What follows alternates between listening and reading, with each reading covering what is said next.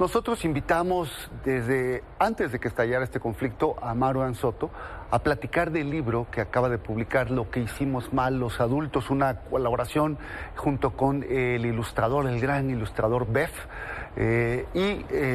pues publicado por Alfaguara y está aquí con nosotros, pero da la casualidad, Marwan, bienvenido, buenas tardes. Querido Héctor, muchas gracias. Un gusto que estés por aquí. Gracias. Pues, coincidencia o no, porque en realidad son tus temas, que este conflicto estallado el fin de semana, pues Cuando lo presentaba. Es parte de lo que tú cuentas aquí desde hace meses que has estado trabajando en este proyecto y que ya vio la luz. Marwan, cuéntanos, ¿qué es lo que hicimos mal los adultos hasta ahora? Sí, es que son mis temas, sí, son mis temas. Mis temas de alguna forma se terminaron transformando en los conflictos que ocurren en el planeta y he tratado de explicármelos a mí mismo y tratar de explicarlos. Obviamente Medio Oriente es mi área de mayor trabajo por la relación familiar y demás. ¿Por qué? Porque soy mitad sirio y mitad mexicano, es decir, me debo a dos terrenos particularmente disfuncionales, ¿no? Todos mis libros anteriores, los pensares de los que hemos hablado acá, las novelas, siempre habían estado pensadas en un lector adulto. Y llegué a un momento, quizás porque estoy haciendo viejo, donde me convencí que tengo que ahora tratar de acercarme a un lector más joven. Es el primer libro en el que me acerco a un lector adolescente, para tratar de plantear algunos elementos que para mí eran básicos ya de establecer y que efectivamente, tristemente está esta coincidencia, donde resulta que puedes tener un joven, un adolescente que está entrando a secundaria, que inevitablemente, ya sea por los medios tradicionales, por nosotros o por redes sociales, obviamente, de repente va a enterarse que hay algo en el otro lado del mundo, que hay un conflicto en Palestina e Israel, que hay un Ucrania, que hay un Yemen, que hay un Myanmar, que hay un Afganistán, un Irán, Nicaragua, en el que suceden Siria. cosas, ¿no? Y eso lleva a una de las preguntas más incómodas para nosotros los adultos, que es cuando se nos pueden acercar y preguntar, oye, ¿y por qué hay una guerra? ¿Y de qué se trata esa guerra? Entonces lo que traté de hacer aquí es, primero, en lo que hicimos mal los adultos, un acto de reconocimiento. Estamos dejando un mundo en desastre, y un mundo en desastre a una generación que, lo mismo que ocurre con el cambio climático, le estamos depositando a los más jóvenes, obviamente, la responsabilidad de tratar de ajustarlo un poco. Alguien puede decir que siempre ha ocurrido así. Quizá no, quizá hemos llegado a un punto donde la disfuncionalidad está en un momento que no debía de estar, porque se suponía que entrábamos en un siglo XXI de una forma un poco más decente, donde se suponía que había ciertos límites que habíamos entendido y no necesariamente ocurrió. Entonces trato primero de explicar las generalidades de por qué hay guerras, por qué se tienen que contener, por qué muchas veces son inevitables y cómo abordarlas, cómo entenderlas, para luego a través de 10 conflictos los que tomo, cada uno tiene un ensayo pensado más hacia un adolescente, o un ensayo que juega con el cuento y con el relato, tratar de explicar cuál es la realidad que viven, sobre todo los jóvenes. Cuando hablamos ahora de Palestina e Israel, casi siempre lo hacemos dentro del punto de vista de los adultos. Y de alguna manera acerca más al lector la parte también testimonial, porque pues uno va pasando el libro y va enterándose de tu vida, de tus años infantiles en Siria, de tu infancia transcurrida también en Nicaragua y de cómo has vivido pues en carne propia estos conflictos, ¿no? El único instrumento que creo que todavía tengo como para poder tratar de defenderme un poco, el que más o menos puedo dominar un poco, es la literatura. Entonces hago a través de los recursos de la literatura, usando la literatura como esa especie de instrumento afable para poder contar la historia, para poder contar historias, no solo acercarme desde, sí, mis experiencias personales de una infancia rara, pero sino también a través de ellos tratar de contar los testimonios de esos jóvenes que pueden estar, qué sé yo, en los campamentos de Satán, en el campamento Satari en Jordania, por ejemplo, niños o chicos palestinos o después sirios, tratar de contar la historia de una chica en Afganistán que iba a entrar a la universidad y deja de poder estarlo, tratar de contar la historia de las chicas en Irán que están desde hace un año y cacho en las protestas en contra de la imposición del velo islámico. Entonces, desde esos instrumentos del ensayo y de la ficción, contar también esos testimonios para acercar un poco al lector joven desde el punto de vista del también testimonio del joven. Y de alguna forma tu texto dirigido a los adolescentes se convierte en una herramienta pues súper accesible para que los adultos mismos era un poco la idea. Entendamos era un poco estos conflictos, ¿no? Y esa fue la parte quizá, a ver, primero, era un libro que me exigía más responsabilidad que los demás por el lector al que me estaba dirigiendo, ¿no?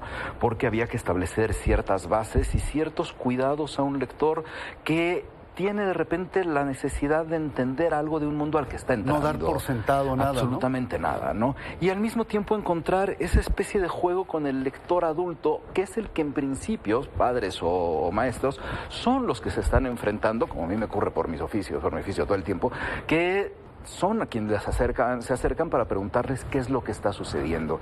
En medio de todo eso me di cuenta que no lo podía hacer solo. Oye, Marwan, ¿no? Y por ahí Beth. Y de alguna manera también, tú lo cuentas, ¿no?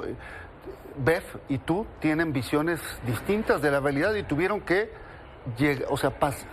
entrar en conflicto y resolverlo. A ver, ¿qué es lo que sucedió con Beth? Habría que resolver las guerras, me di cuenta, ¿no? que era un libro que no podía hacer solo. No lo podía hacer solo, entonces necesitaba alguien que sumara sus instrumentos de discurso para completar lo que quería trabajar en el libro. Entonces le busco al que considero es el mejor novelista gráfico que tiene este país, que es Beth. Beth, que además tiene en su obra una experiencia en tratar temas complicados, sabe tratar temas complicados. Entonces, ese va a ser lo que yo no sé hacer, ¿no? De una forma en la que yo tampoco lo sé hacer. Entonces, partimos de una plática donde, vamos a ver, sé que considera que muchas de las realidades, sobre todo las nacionales, pensamos distinto. Y eso para mí era muy, muy importante, porque necesitaba parte del ejercicio hacia los más jóvenes romper quizá con uno de los mayores vicios que tenemos los adultos. Pensar que solamente podemos dialogar con quien piensa igual que nosotros. Entonces, no, a partir de fijar que hay temas más importantes que esas diferencias de la grilla política mexicana, pues, ¿no? Encontrar que hay, sí, bienes mayores, hay objetos mayores, ¿no? Y con ellos ponernos de acuerdo los que pensamos distinto para poder llegar a algún objetivo, un objetivo final.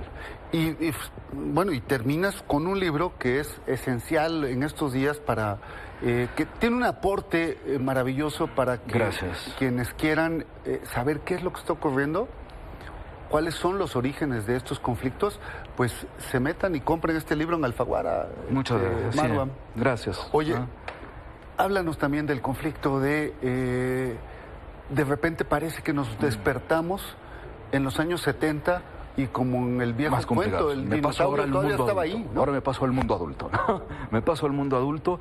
Da la impresión cuando hablamos de Palestina e Israel que siempre estamos hablando del mismo conflicto.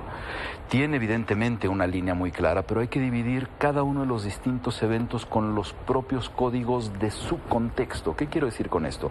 Obviamente se tiene que pensar en 48, en 67, en 73, la guerra de Yom Kippur, que coincide con sus 50 años, con justamente los eventos que vimos del fin de semana.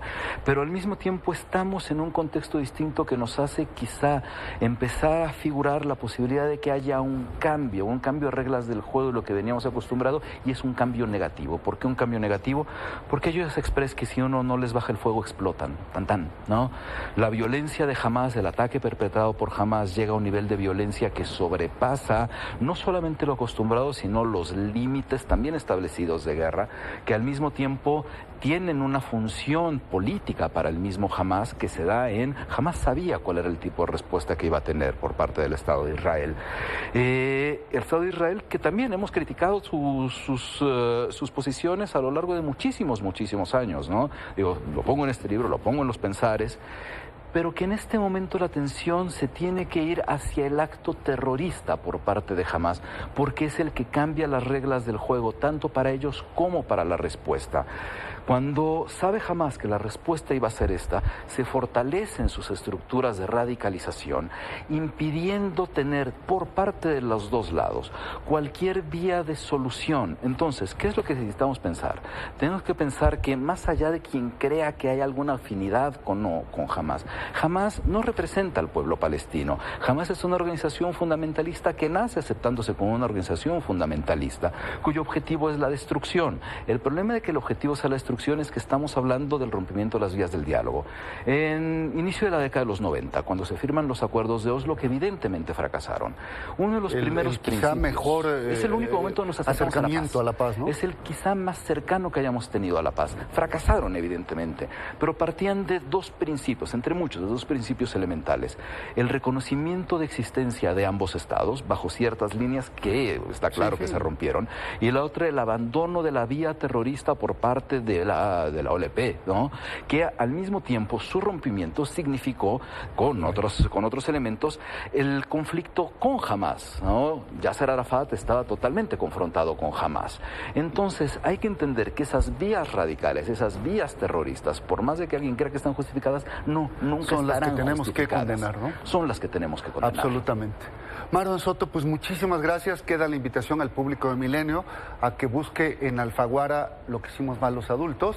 Y pues como siempre, un gusto tenerte aquí en este Querido Héctor, muchísimas gracias. Gracias, Marlon.